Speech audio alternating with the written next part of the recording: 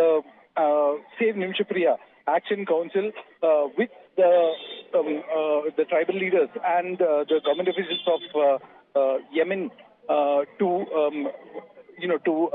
stall this particular execution, but that has not helped. But as of now, as we are told from sources, we get to learn that there was this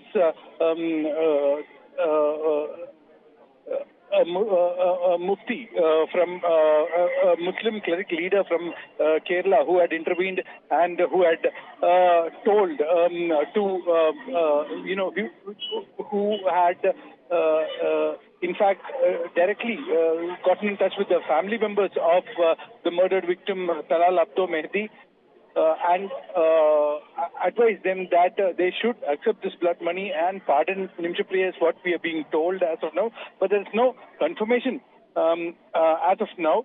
But the execution for now has been stalled and it has been stopped. It wouldn't happen on July 16th and it has been postponed is what we are getting to know as of now. Right, absolutely. Of course, Belly, this case, the details that are emerging is the fact that, of course, officials were in constant contact with the jail authorities.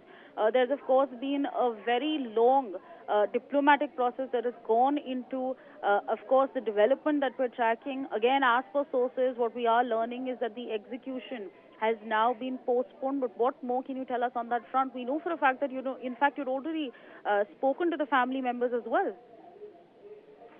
Absolutely, Simran. The family is still hopeful that there'll be a last straw coming onto that. They will accept the blood money and they will pardon Nimisha Priya is what they are still longing for, and they are clinging on to. They are approaching all the diplomatic channels, including the state government, the central government, the state government. Chandi woman is the one who's working on it, and Nimisha Priya's husband has met with the governor of Kerala also, and he had apprised about all the developments, what all he had to say for it, and the governor has also allowed for a video conferencing with the mother of Nimisha Priya, who's now at Yemen, who along with Samuel Jerome is organizing meetings with the tribal leaders there for negotiations for the blood money, and all these things while they are happening, all these things while they are until these things are happening. They've also approached the Supreme Court, and the Supreme Court is likely to hear the case on July 18th on this particular issue. So the postponement of this particular execution is a good news for the family, right, and they have kind of it is just a breathing space that they have got is what we get to know. All right, absolutely. Belly, stay on with us. We in fact have Mr. Ashwini Dubey also joining us on the broadcast. So thank you so much for taking out time. And of course, as per sources, we are now getting to know that Nimisha Priya's execution date has now been postponed. What do you make, and what is the kind of effort that may have perhaps gone into this now coming to light? 18th was the date when her execution was to be done by the Yemen government, but as of now, the 16th July.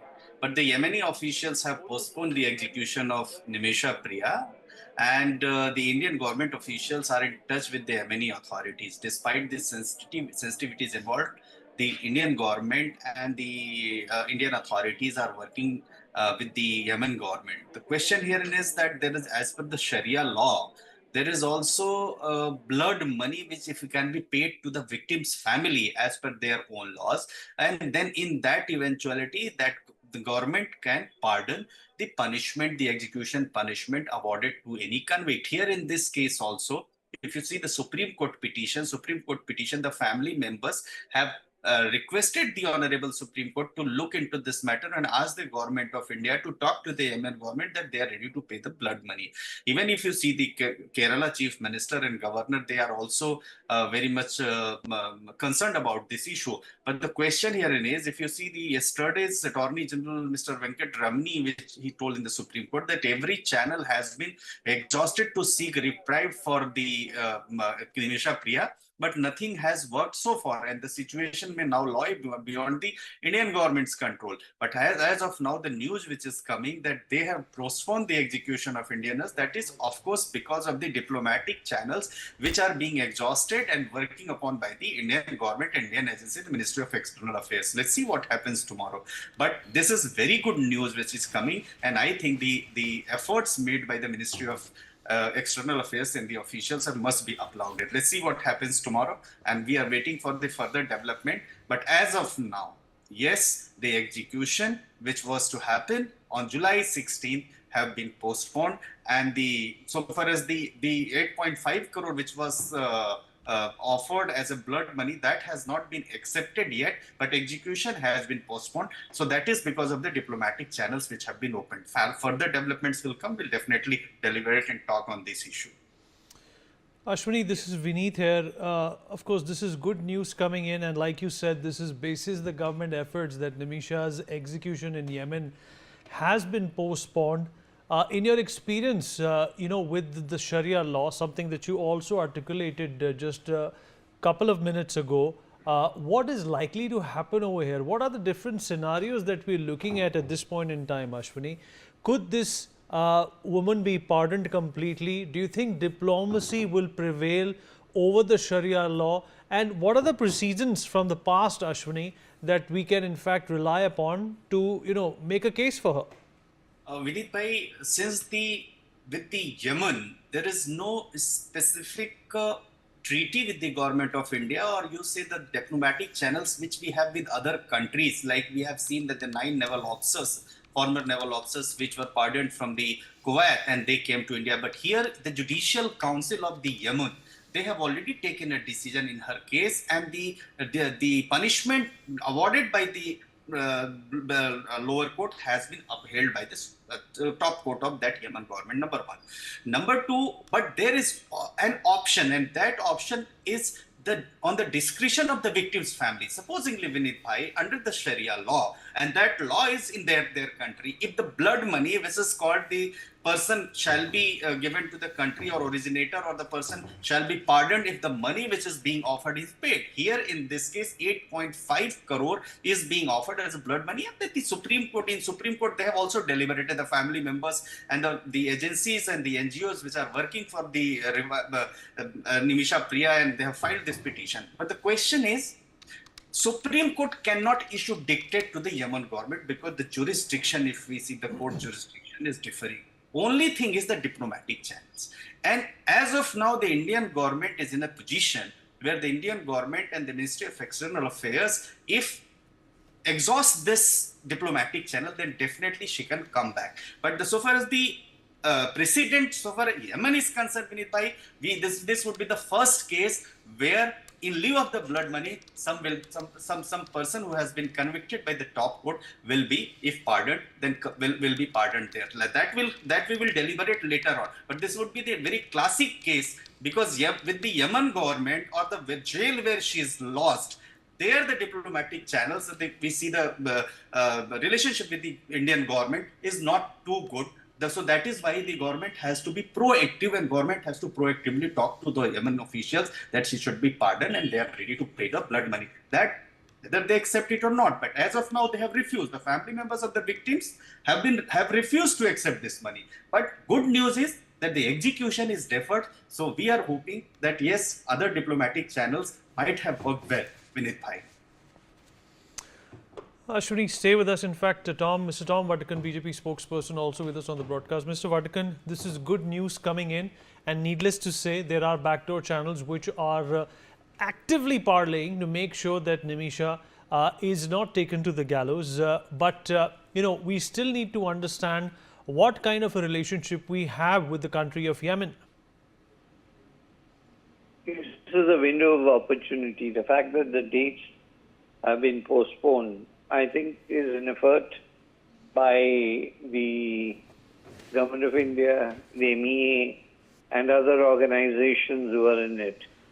It would be a cruel reality if the execution was done, because the whole issue involves the blood money. And I think this is, for the first time, we are dealing with Yemen on blood money. That's my information, but I may be corrected on that. But this is an unfortunate situation, and the government is proactively doing everything possible. The MEA is actively involved in it. So I think things will look better, and I think this is something one should call as a window of opportunity for the Government of India, the MEA, and the organizations, especially Muslim organizations who are working backdoor to try and get relief for the victim. Mr. Vadkar, appreciate you joining us. Thank you so much. Ashwini Dubey, my colleague, still with us on the broadcast. Ashwini, in consideration of the Sharia law, how would you interpret it in this particular case? In law outside of Sharia, there are avenues where even murder is justified if it's done in self-defense. But I believe that when it comes to Sharia law, there are no such exceptions. Is that something which has also stood in the way of this execution or the dismissal of this execution? Vinit bhai, the facts, if we see the facts of the Nimisha Priya case, this murder, what we have read and what is available here in Indian news channels and various news sources, that was not the self-defense case. That was the case where she was asking for her documents. There was the case where she was working in association with that gentleman and under some constant situation. And of course, the husband and the daughter returned back to India, but she remained there. So she might have been pressurized or forced by the gentleman who was sharing his office with her or sharing the financial transaction and working together business model. But the question is, it is not that she has done murder deliberately. There are some compelling situation and circumstances which needs the sympathetic consideration. Number one. Number two, Vinit bhai, in Islamic law, the blood money is the financial compensation which paid to the victim or heirs of the victim in cases of murder, bodily harm, or property damage by mistake. So it is an alternative punishment which is called qisas, which is equal retaliation. In Arabic, the word means both blood money and ransom, and it is spelled some side as diyah or diyah. So it applies only when murder is committed by mistake. And secondly, victim's family has the free consent to compromise with the guilty party. So now if these both things are met out, and there is no other escape route. Why, Vinit bhai? Because the top court of that country has already found that she has committed this murder. And if it is so what is alternative? That alternative has to be exhausted, because if we see the diplomatic channels, those diplomatic channels will also exhaust the same way. So now it completely depends whether the family members accept it and whether the government of that country is able to make them understand. Ashwini, just hold on to that thought. In fact, at this point in time, Mr. Babu John, who's from the Save Nimisha Priya Council, is also joining us. Babu John, appreciate you joining us. I hope you can hear me. Yeah, I can hear. Well, Mr. Babu John, how do you Mr. Babu John, I can't hear you. Your frame is frozen at this point in time. Mr. Babu John? Sir, how do you view this update coming in that Nimisha's execution has been deferred? Is that a good sign? Do you think that this is telling you that the government is doing all it can to save her?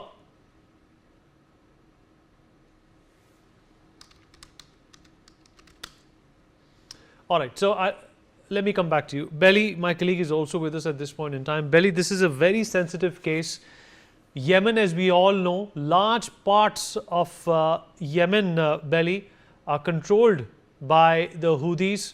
In fact, that is the organization that has encouraged capital punishment in the country of Yemen. This is obviously dealing with a lot for the government, Belly.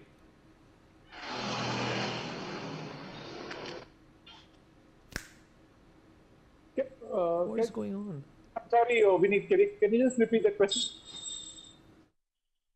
We know all the updates at this point in time. Her execution has been delayed, but it's the country of Yemen, Belly, that we are talking about. Large parts of Yemen, for our viewers, are controlled by the Houthis, who are, extremely fond of the capital punishment. In fact, Yemen has also been flagged by Amnesty International as one of those countries which has the highest execution rates, along with Saudi Arabia. Absolutely, Vineet.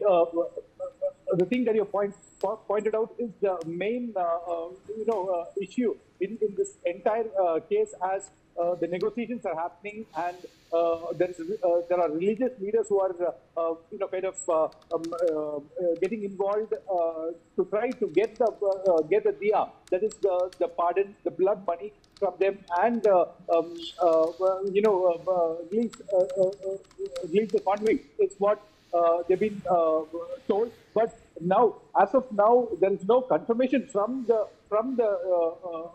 family of Talal Abdo Mehdi, and it has been like the meetings are being conducted by the mediators with the family of Talal Abdo Mehdi, and they have not. Belly, just hold on, Belly. Mr. Babu John is joining us once again. Mr. Babu John, I hope you can hear me, sir. Yeah. I can hear you. If I am audible, I will repeat what I thought. The information is confirmed verbally by Mr. Samuel Jerome, who is participating in the discussions over there. But we are still waiting the official confirmation from the government of Yemen and government of India. But we don't know the details. We are waiting. Maybe in a couple of hours it will be coming in. Mr. Babu John, there still seems to be a problem with your network, but appreciate your time and appreciate you joining us. So Ashwini, of course, there is no confirmation on paper as of now, but of course, if it's come through government sources that this has been deferred, it has been deferred. What can we expect in the next few days, Ashwini? Indian laws, Indian jurisdiction has no role to play at this point in time. So in fact, from a citizen's perspective, I want to know from you, what do you think the next 3-4 days are going to look like? These backdoor channel talks are extremely important. And Ashwini, that India has had its way in the past as well. If you remember those merchant navy officers who were stuck and were slated to be executed, India got them back as well. So is that a precedent that can also give a lot of encouragement and a boost to the Indian government? Yes, Vinit bhai. But the situation is a little bit different. Why? Because in merchant navy, they were accused of spying. They were accused of spying, and then it is very complex issue. This case, the murder has been committed, and the second thing is that, as said by the Attorney General yesterday in the court, that even the government, Indian government of India, does not have any embassy, the place where she is lost, and what I believe that she is lost in Houthis jail. And they control the region, and they are even not diplomatically recognized. This is one. Had it been the case that Indian embassy is operating there, then they would have been definitely working on this issue. Number 3, the private negotiation cannot be deliberated by the government, because the blood money is by a private negotiation. There is only one option. That option is the blood money, which is called the diya compensation. That has to be done in consonance with the Sharia law and in agreement with the victim's family. And that would be there. But yes, since today the situation of government of India all over the world, the diplomatic channels and the Ministry of External Affairs is proactively working to save the citizens of this country. Definitely it will be helpful, because the execution, if the news which is coming is true and it is deferred, that is the only way out. But if we see the diplomatic channels, they also don't have much say in this matter. because the diplomacy, they cannot say through diplomatic channel that you accept this blood money. Number two, there is a law of Yemen government as per which the top council has already upheld the conviction, and three, the family members are not agreeing to the blood money. So these are the things. Let's see what happens tomorrow. But yes, anything can happen, Vinit bhai, because we are now, the country is in a world that is a well-known, have diplomatic channels and diplomatic process, and if people can come back from Syria, people can come from the Iran, then other parts of the country where the war is taking place, then it is not far away that Nimisha Priya may come back to India. Over to you, Vinit bhai. Ashwini, stay with us. Belly, what are we learning from the family and the community, that has been supporting Nimisha in this hour of need and grave challenges? Beneath, the family is still clinging on to hopes that a last-minute respite would definitely come, and they are hoping that the blood money that has been offered would be accepted by the murdered victim. However, but there is a small issue with that. From their side, the relatives are comparing the blood money that was offered to another a similar kind of victim. That was 34 lakhs. His name was Abdul Razak, and that was Saudi Arabia case where the blood money was raised by the same, the Kerala state, where he had also committed a crime, and he had, he was released after the blood money was raised. So they are basically comparing this, 34 crores of rupees with the 8.5 crores of rupees that have been raised by the Nimisha Priya, Nimisha Priya Foundation here. So there's a kind of a silence there, whether the amount would become more, or whether it can come up even as the execution's time is nearing. So that is what we are getting to hear from from sources close to the discussions, including the mediators who are. All right, Belly, stay with us. Let me also rope in Major Mohammad Ali Shah, defense expert, who's also joining us.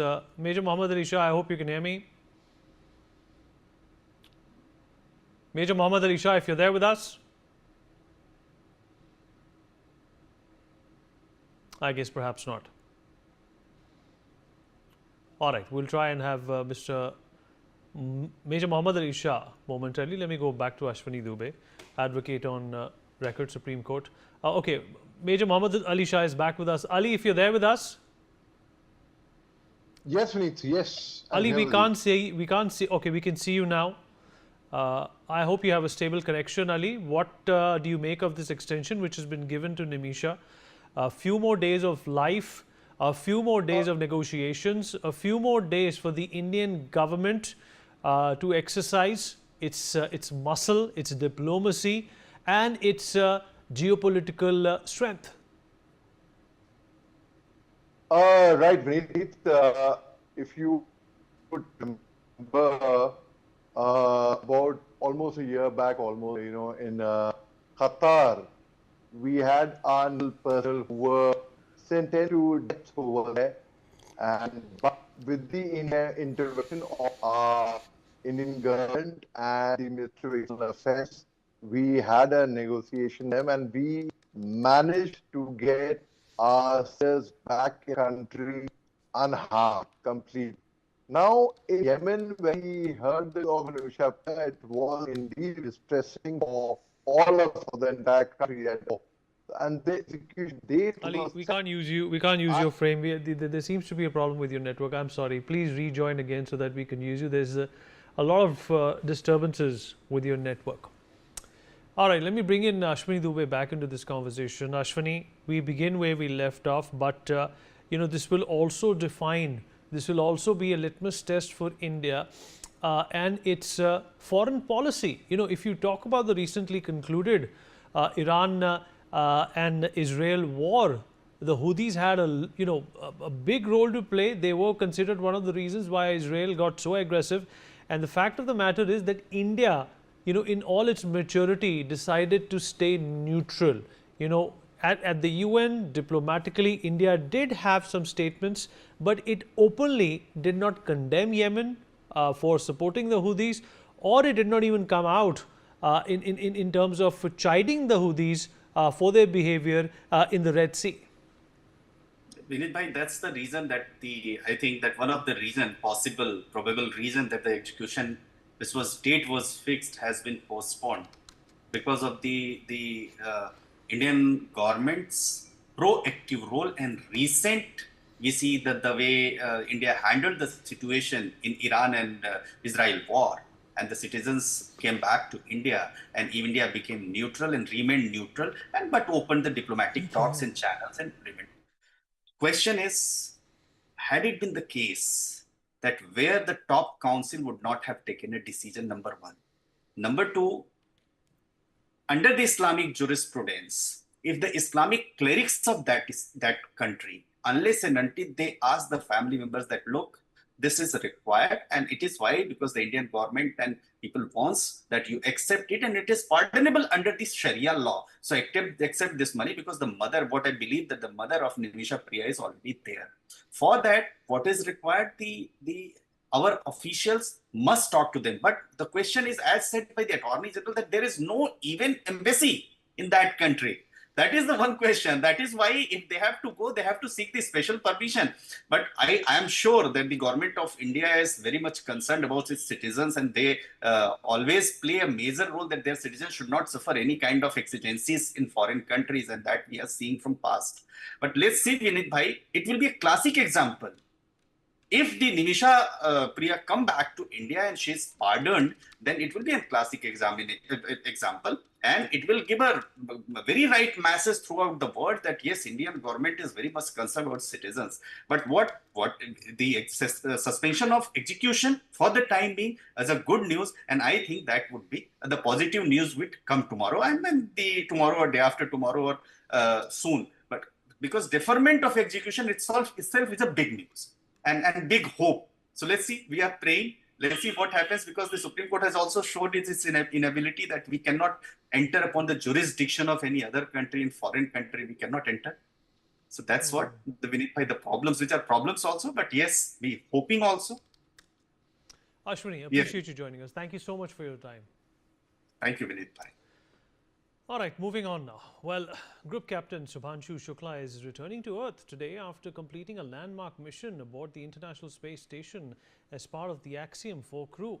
The Dragon spacecraft undocked from the ISS at 4:35 p.m. Indian Standard Time, and on July 14th is set to splash down off the coast of California around 3:01 p.m. Indian Standard Time on the 15th of July with a plus-minus 1 hour window. Shukla, who made history as the first Indian to board the ISS, spent over 18 days in space, orbiting Earth more than 300 times and covering over 1.3 crore kilometers. During the mission, Shukla conducted a series of path-breaking microgravity experiments designed by Indian researchers, students and institutions.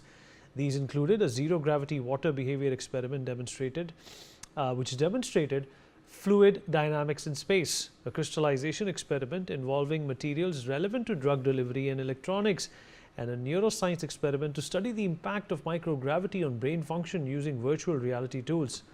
He also demonstrated electrochemical reactions in space which could contribute to future green energy solutions, and supported a plant growth study focused on sustainable life support for long duration missions.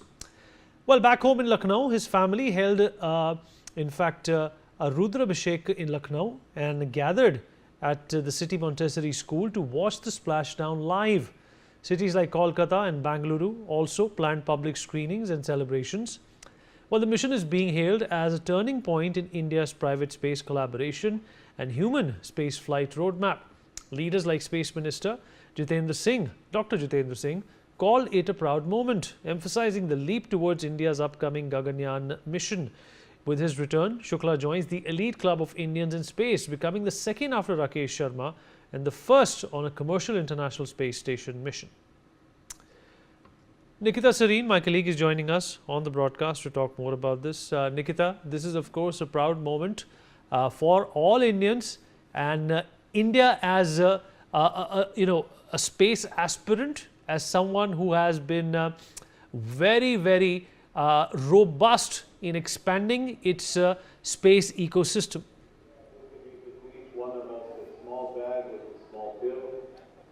Well, absolutely, Vineet. The Indian astronaut and also group captain Subhanshu Shukla is all set to return back on Earth. And after spending approx 3 weeks there in space, now our current location, you can say, we are present in CMS. And with visuals, let's have a look towards the family. See, Subhanshu's father, mother, everyone is sitting and excited out here because everyone was eagerly waiting for this tragic moment where Subhanshu is going to return, and students of CMS out here are all excited, and with the screens being all up to date, all the footage there out here. And also I would also like to add that Subhanshu Shukla with other 3 astronauts in this mission began their journey, if we talk about, to Earth on Monday, that is yesterday, as Dragon Grace spacecraft undocked from International Space Station after 18 days stay and following a serial of orbital. And after undocking, the Dragon spacecraft is expected to splash near the coast of California on Tuesday, that is today, approx 3 p.m. according to Indian Standard Time. And let's have a look towards the family, towards all students. Everyone is eagerly waiting, and with this whole CMS auditorium is decked up with the message because everyone is waiting, and all, in fact, a huge, the whole nation is praying for a successful landing. And there is a few hours more left when Subhanshu Shukla will be returning back, and everyone prayers has been going on. And we saw yesterday also where Subhanshu's family was also excited. Prime Minister had a word with him. He also prayed for his safe return and comeback. So this is the whole scenario out here in a CMS school, where the whole family of Subhanshu Shukla, the proud parents out here, are eagerly waiting for the spacecraft to just land in California according to Indian Standard Time at 3 p.m. Over to you, Vineet. Nikita, we'll keep coming back to you. At this point in time, Mr. Ravi Gupta, former DRDO director, is with us on the broadcast. Mr. Gupta, appreciate you being here, sir. Well, it's been one heck of a journey for Subhanshu. He was traveling at 28,000 kilometers per hour around the Earth. He also got a haircut in space, one of the very few people to actually get that done. But, the levity aside, what do you think is going to be that landmark conclusion or assessment or takeaway from this mission that Mr. Shukla was made, responsible for or delegated towards? Yeah, thank you, Vineet. See, this mission is important in many aspects, and the takeaways are many. But the most important one is that India got an opportunity to take part in such an event at a time when we are also prepared